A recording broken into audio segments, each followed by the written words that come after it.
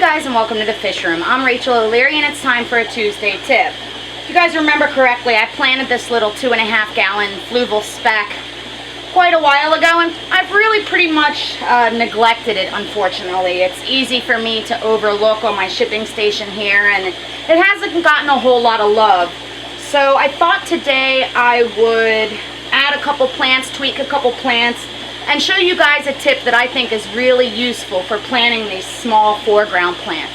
And that's to use hairpins to hold down the roots until they establish.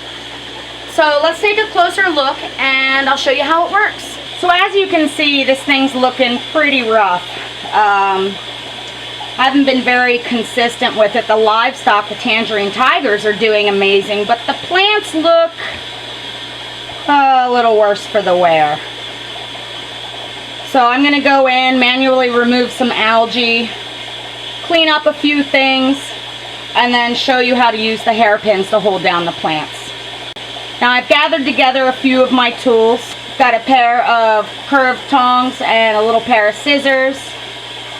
Got some plants, and I've got my hairpins, as well as some rags to keep up with my mess.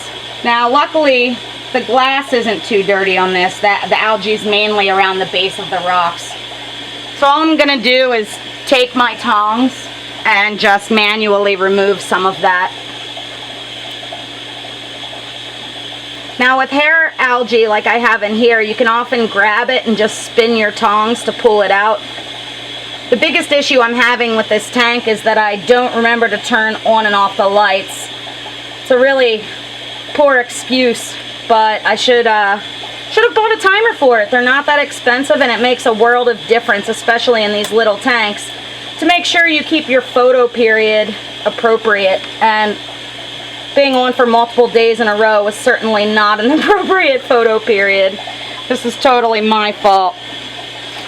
So I have some of this little dwarf chain, and I'm going to just pull it out of the cup. You can see, because it's a tissue cultured plant, it's in this gel medium.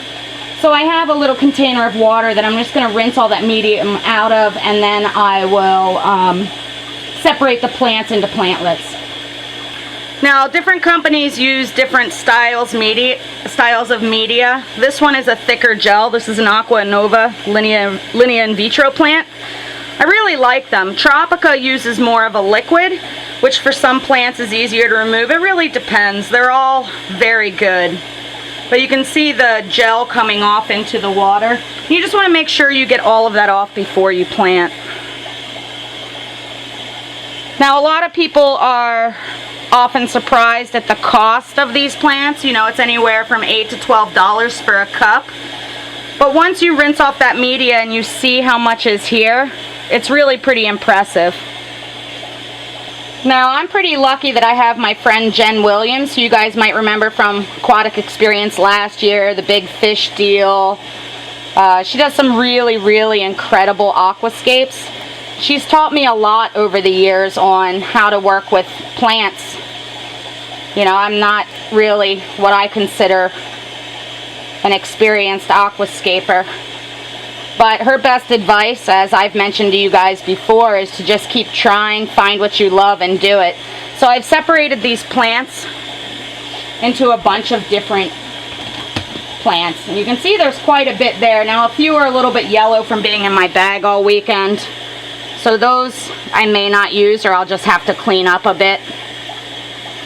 But there's quite a bit of material to work with. What I do is I just take my curved tongs. So you take it by the roots. Again, I'm going to trim these off a little bit, just because it's such a small tank. Put it in there. Drag it through the substrate a little bit, releasing with your tongs. And by pulling through the substrate a little bit, it allows those roots to grab on. I'm just going to stick a few of these swords in here, mainly because I have them. We'll see how they do. I may end up changing it because the scale is too large. But for now, it'll do. This tank is pretty tight to work in because of all the dragonstone I have in here. So it makes it a bit tricky. Now I also have some of the plant that I had in there before, and I honestly don't even remember what it is that I want to replant. A lot of these plants with a very small root structure are hard to get to stay in place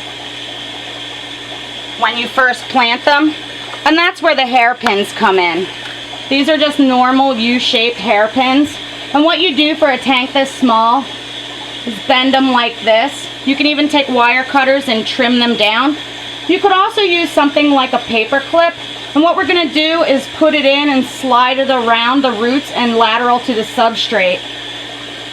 So you want this to be short, this end that you've bent, to be shorter than the depth of your substrate so that the pin doesn't show. And that just holds the roots in place for those first few days until they can start to establish on their own.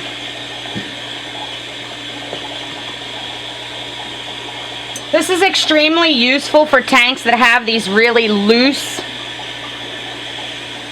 soil substrates, which are so wonderful for establishing those root bases, but a little bit difficult to plant into. So I'm going to see how these plants do, and then I'll reboot, add some more, and I'll try and get a shot of this for you guys when it's all cleared up as well. So you can't even see it, but all of these plants are secured by the hairpins. And the U-shaped hairpins are really better than bobby pins. They're easier to bend and manipulate. And again, that'll just give the plants a chance to establish without being disrupted. So let's hope this reboot helps this little tank. It has a lot of potential, but it's not being realized right now. This is the tank Jennifer Williams and I did for the aquatic experience this year. As you can see, the entire thing is carpeted. And it's really a big challenge to do that. Not only live and only in a few hours, but to make it look like it's established as well as keep making it stay put. There are over 1,000 hairpins in this aquarium holding down our carpet. Make sure you stop by my Facebook as well as my website, MsJinx.com, where you can find my upcoming speaking engagements, my current stock list, and information on all things nano. As always, I really appreciate you guys taking the time to subscribe, and if you have any questions, comments, or suggestions, let me know below.